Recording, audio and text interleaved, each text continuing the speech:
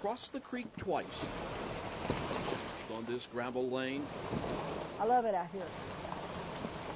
and you reach Marjorie Sauer's place in Lewis County. Okay.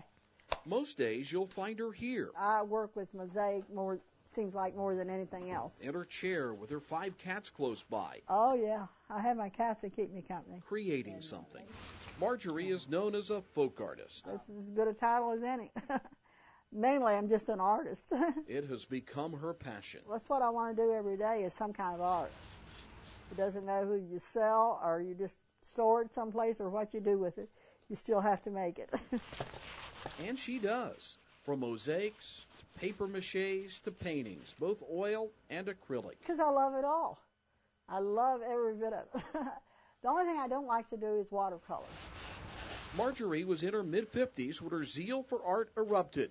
It was around 1990 when her grandkids unwittingly sparked her creative fires. I let them do paper mache one weekend, and they left some pieces unfinished, and I finished them. And that was the end of me. And the start of all of this. This is mahogany. This is one of my very early favorites. Her 1993 paper mache of a little girl. She's in a little school desk, and she's laughing at this little book. As art filled her simple backwoods home. It was so crowded you couldn't even appreciate it. Marjorie Sauer's reputation as a folk artist grew too.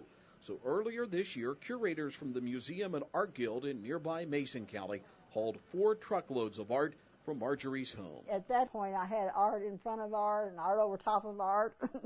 It was everywhere. Mary, quite contrary, When I was a little kid, I loved the nursery rhymes. now sits in a store window in downtown A Maysville. lot of my pieces have got little stories to them. A recent exhibit featured her work as a folk artist. This is a really early piece. Those pieces are now back in storage, but not forgotten, like pain. He was in a lot of pain. The bust she did of her late husband as she visited him in a nursing home. And I guess that's why that came out like it did. And Running Man, which tells of a neighbor coping with a gunshot wound and disease. All kinds of different diseases, what he's running from. But he's been one of my favorites in paper mache. She has created several glass mosaics, including one behind the altar in this country church. I'm sure that will be remembered because it'll always be there. And that's why I wanted to do it so much. For Marjorie Sauer, it's never been about creating art to sell art. I really just love to do it. A talent unleashed, which creates keepsakes. This is a portrait of my husband. This artistic memory of her then healthy husband. And he actually let me use calipers on his head so I could get it the right size and everything. So is one piece of art she will never part with. that one's not for sale. The photographer Paul Majonier. I'm Greg Stotelmyer on Kentucky's Backroads.